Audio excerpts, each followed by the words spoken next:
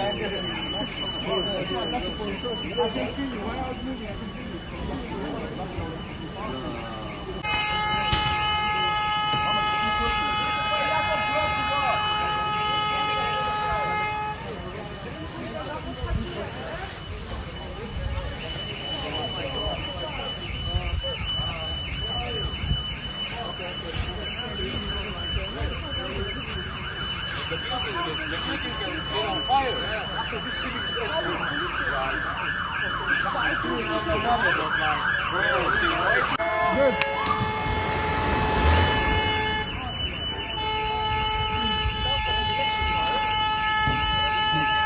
This is where the car was parked before.